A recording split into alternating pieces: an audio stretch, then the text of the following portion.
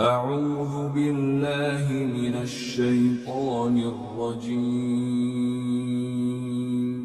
بسم اللہ الرحمن الرحیم سورۃ التوبہ آیت نمبر 96۔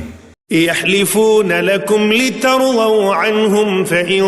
ترضوا عنهم فإن الله لا يرضى عن القوم الفاسقين۔ ترجمہ: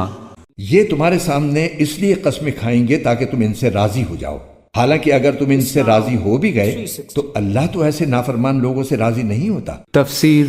یحلفون لکم لترضوا عنہم، یہ جو قسمیں کھا رہے ہیں مسلمانوں تمہارے پاس آ کر، اس لیے تاکہ تمہیں راضی کر دیں، تم ان سے راضی ہو جاؤ۔ اس لیے کہ ظاہر بات ہے کہ ایک معاشرہ تھا، مدینے میں رہتے تھے، ان کے بھائی بند تھے، ان کے دوست تھے، احباب تھے، اوس اور خزرج کے اندر رشتہ داریاں تھیں، تو اب بالکل آؤٹ کاسٹ ہو جانا معاشرے میں، تو ظاہر بات ہے کہ وہ پھر کوشش کرتے تھے کہ سارے مسلمان ہم سے بدظن نہ ہو جائیں، سب لوگ جو ہیں بدگمان ہو جائیں، تو ہم تو آؤٹ کاسٹ ہو جائیں گے، گویا کہ معاشرے میں اچھوت ہو جائیں گے۔ تو وہ آ کے لوگوں سے ملاقاتیں کر کر کے پھر ان کو بتاتے تھے کہ نہیں، ہمارا تو یہ عذر تھا، یہ مجبوری تھی، ہماری نیتوں پر شک نہ کرو۔ یحلفون لکم لترضوا عنہم، اے مسلمانوں یہ تمہارے سامنے قسمیں کھا کھا کر اپنے خلوص کا جو اطمینان تمہیں کرانا چاہ رہے ہیں، وہ اس لیے کہ تم ان سے راضی ہو جاؤ۔ فإن ترضوا عنہم فإن اللہ لا يرضى عن القوم الفاسقین، تو اگر تم ان سے راضی ہو بھی گئے تو اللہ تعالیٰ ان نافرمانوں سے راضی ہونے والا نہیں۔ آیت نمبر 97۔ الأعراب أشد كفرا ونفاقا وأجدر ألا يعلموا حدود ما أنزل الله على رسوله والله عليم حكيم۔ ترجمہ: جو دیہاتی منافق ہیں وہ کفر اور منافقت میں زیادہ سخت ہیں اور دوسروں سے زیادہ اسی لائق ہیں کہ اس دین کے احکام سے ناواقف رہیں جو اللہ نے اپنے رسول پر اتارا ہے، اور اللہ علم کا بھی مالک ہے، حکمت کا بھی مالک۔ تفسیر: جیسا کہ ہم پہلے بیان کر چکے ہیں، یہاں بدوی عربوں سے مراد وہ دیہاتی اور صحرائی عرب ہیں جو مدینے کے اطراف میں آباد تھے۔ یہ لوگ مدینے میں ایک مضبوط اور منظم طاقت کو اٹھتے دیکھ کر پہلے تو مروب ہوئے، پھر اسلام اور کفر کی آمیزشوں کے دوران میں ایک مدت تک موقع شناسی و ابن الوقتی کی روش پر چلتے رہے۔ پھر جب اسلامی حکومت کا اقتدار حجاز و نجد کے ایک بڑے حصے پر چھا گیا اور مخالف قبیلوں کا زور اس کے مقابلے میں ٹوٹنے لگا، تو ان لوگوں نے مصلحت وقت اسی میں دیکھی کہ دائرہ اسلام میں داخل ہو جائیں۔ لیکن ان میں کم لوگ ایسے تھے جو اس دین کو دین حق سمجھ کر سچے دل سے ایمان لائے ہوں اور مخلصانہ طریقے سے اس کے تقاضوں کو پورا کرنے پر آمادہ ہوں۔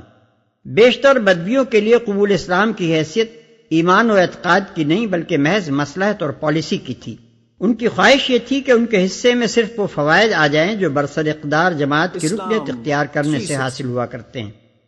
مگر وہ اخلاقی بندشیں جو اسلام ان پر عائد کرتا تھا، وہ نماز روزے کی پابندیاں جو اس دین کو قبول کرتے ہی ان پر لگ جاتی تھیں، وہ زکوٰۃ جو باقاعدہ تحصیلداروں کے ذریعے سے ان کے نخلستانوں اور ان کے گلوں سے وصول کی جاتی تھی،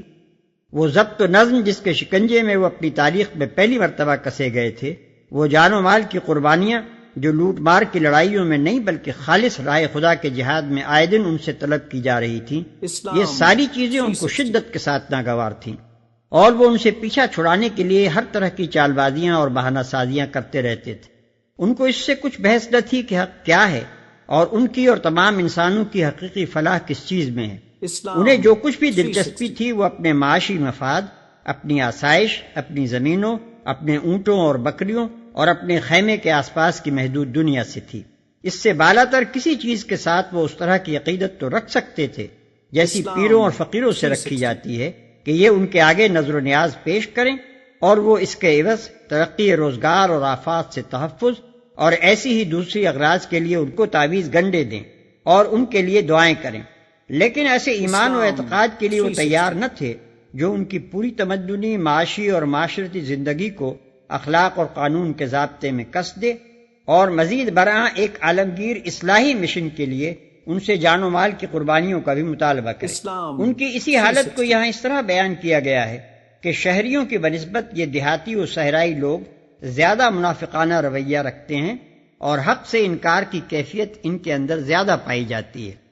پھر اس کی وجہ بھی بتا دی ہے کہ شہری لوگ تو اہل علم اور اہل حق کی صحبت سے مستفید ہو کر کچھ دین کو اور اس کی حدود کو جان بھی لیتے ہیں، مگر یہ بدوی چونکہ ساری عمر بالکل ایک معاشی حیوان کی طرح شب و روز رزق کے پھیر ہی میں پڑے رہتے ہیں اور حیوانی زندگی کی ضروریات سے بلندتر کسی چیز کی طرف توجہ کرنے کا انہیں موقع ہی نہیں ملتا، اس لیے دین اور اس کے حدود سے ان کے ناواقف رہنے کے امکانات زیادہ ہیں۔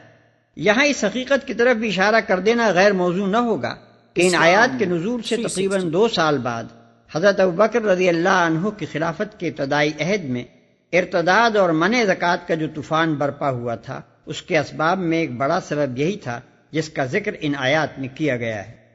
آیت نمبر 98۔ ومن الأعراب من يتخذ ما ينفق مغرما ويتربص بكم الدوائر عليهم دائرة السوء والله سميع عليم۔ ترجمہ: انہی دیہاتیوں میں وہ بھی ہیں جو اللہ کے نام پر خرچ کیے ہوئے مال کو ایک تاوان سمجھتے ہیں اور اس انتظار میں رہتے ہیں کہ تم مسلمانوں پر مصیبتوں کے چکر آ پڑیں، حالانکہ حقیقت یہ ہے کہ بدترین مصیبت کا چکر تو